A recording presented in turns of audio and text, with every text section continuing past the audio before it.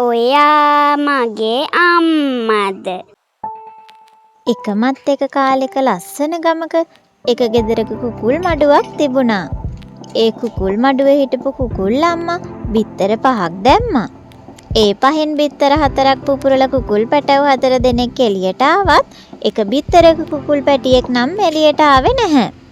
කුකුල් අම්මා ටික වෙලාවක් බලන් හිටියා ඒ බිත්තරේ කුකුල් පැටියා එළියට එනකන්.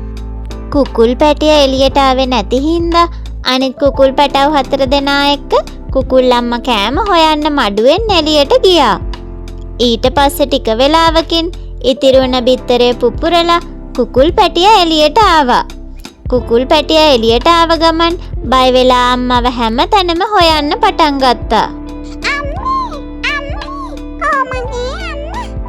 කුකුල් අම්මා නැති බව දැනගත් කුකුල් පැටියා අම්මව හොයාගන්න කියලා මඩුවෙන් එළියට ගියා. කුකුල් පැටියා ටික දුරක් ඇවිදන් යනකොට එළදෙනක් ඉන්නවා දැක්කා.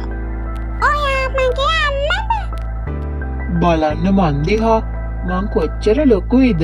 මං කොච්චර උසද? ඔයාගේ අම්මා මට වඩා පොඩි.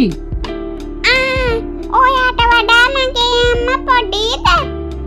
එළදෙනගේ කතාව අහලා කුකුල් පැටියා හරිම දුකෙන් අම්මව හොයාගන්න ආපහු යන්න පටන් ගත්තා. ඔහොම ටික දුරක් යනකොට කුකුල් පැටියා දැක්කා එළුවෙක් ඉන්නවා. එළදෙනට වඩා එළුව පොඩි හින්දා කුකුල් පැටියා හිතුවා ඒ යාගේ අම්මා කියලා. ඔයා එළදෙනට වඩා පොඩි. ඔයා මගේ අම්මද? මං එළදෙනට වඩා පොඩි තමයි. හැබැයි මට කකුල් 4ක් තියෙනවා. ඔයාගේ හැටියට ඔයාගේ අම්මට කකුල් 2කුයි තටු 2කුයිනේ තියෙන්න ඕනේ. එහෙනම් ඔයාත් මගේ අම්මා නෙමෙයි. එහෙම කියලා කුකුල් පැටියා අම්මව හොයාගෙන ආපහු යන්න පටන් ගත්තා. ඔහොම යනකොට ගහක කපුටෙක් ඉන්නවා දැක්කා. එළුව කිව්ව විදිහට පුංචි කුකුල් පැටියා හිතුවා මේ යාගේ අම්මා තමයි කියලා.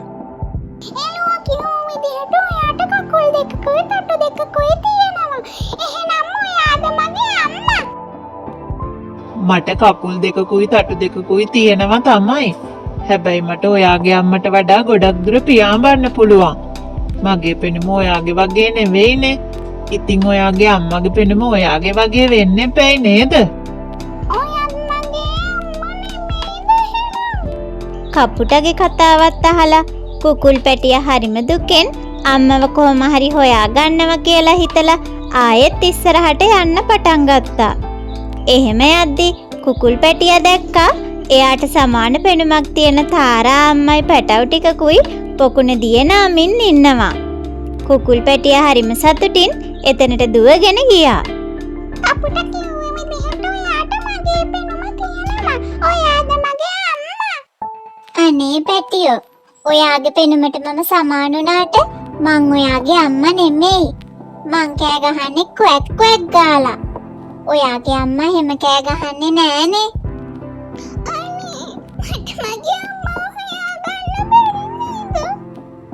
අඬන්න එපා පැටියෝ.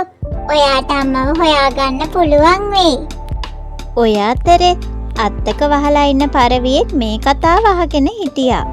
පරවියා කුකුල් පැටියා ළඟට ඇවිත් ආදරෙන් කතා කළා. ඔයා බය වෙන්න එපා පැටියෝ. ඔයා ඔහොම දිගටම යනකොට ඔයාට ඔයාගේ අම්මව හම්බ වෙයි. පරවියාගේ කතාව අහලා ධෛර්යමත් වුණු කුකුල් පැටියා ඔහොම ටික දුරක් යනකොට කුකුල් අම්මා අනිත් පැටව් 4 දෙනා එක්ක ඉන්නවා කුකුල් පැටියා දැක්කා.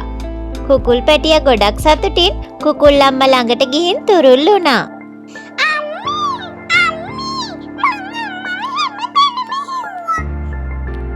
මං ආව කැම ටිකක් හොයාගන්න.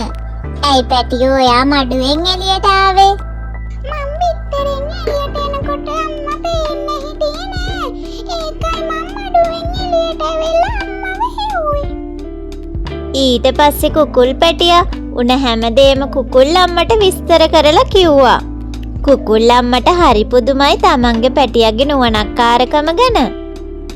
මගේ පැටියෝ, ඊට පස්සේ ඔයා අම්මා නැතුව කොහේවත් යන්න එපා. තේරුණාද ඔයාට? හොඳයි මගේ